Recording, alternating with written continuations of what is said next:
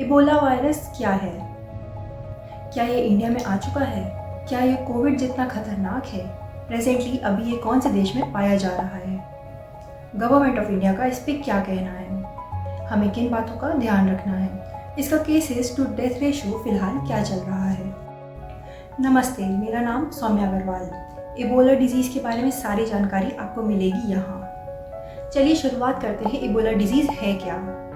Ebola disease एक बहुत ही serious बीमारी बताई गई है। अगर इसका ट्रीटमेंट टाइमली ना हो तो ये लाइफ थ्रेटनिंग हो सकती है। ये एक ग्रुप ऑफ वायरस की वजह से होता है जिसे ऑर्थो इबोला वायरस कहते हैं। ये वायरस 1976 में डेमोक्रेटिक रिपब्लिक ऑफ कॉन्गो में खोजा गया था और ये सब सहारन एरिया में मेनली पाया जाता है। अभी तक ऑर्थो इबोला वायरस के 6 स्पीशीज आइडेंटिफाई हो चुके हैं, जिनमें से 3 स्पीशीज को बड़ा आउटब्रेक का कारण माना गया है। इन 3 स्पीशीज में आते हैं Ebola virus causing Ebola virus disease, Sudan virus causing Sudan virus disease, Montevideo virus causing that disease. आइए जानते हैं इबोला वायरस का सबसे पहला आउटब्रेक कब और कहाँ हुआ था। पहली बार 1976 में 2 बड़े आउटब्रेक्स एक साथ हुए थे। एक आउटब्रेक सूडान वायरस का हुआ था जो कि साउथ सूडान के हिस्से में हुआ था, और दूसरा इबोला वायरस डिजीज जो यम्बुपू में इबोला रिवर के पास हुआ था, जिससे इसका नाम पड़ा इबोला वायरस डिजीज। वैसे तो फ्रूट बैट्स को ऑर्थो इबोला वायरस का नेचुरल कैरियर माना जाता है, बट ह्यूमंस में इन्फेक्टेड पर्सन के बॉडी फ्लूइड्स के संपर्क में आने से बीमार या इन्फेक्ट हो सकते हैं, जैसे कि इन्फेक्टेड पर्सन के ब्लड, फीसेस या फिर वॉमिट से कंटामिनेट हो गए हैं। इबोला फ्लू या कोविड की तरह नहीं जो कि आपके आसपास रहने वाले की वजह से आपको हो जाए।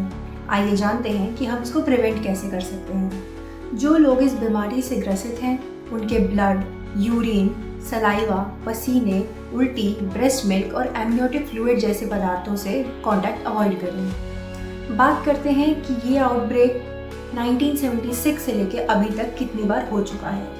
Centre of disease control and prevention website के अकॉर्डिंग ये आउटब्रेक 30 से भी ज़्यादा बार हो चुका है, और सबसे ज़्यादा बार Democratic Republic of Congo and Uganda में हुआ है।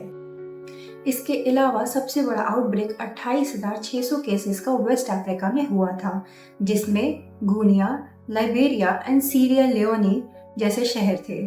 ये 2014 से 2016 तक था। इनमें नंबर ऑफ डेथ्स 39% रिपोर्ट किए गए थे, जो कि लगभग 11,308 आता है।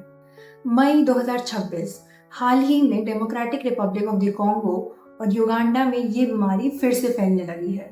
अभी तक इसके कितने केसेस आ चुके हैं?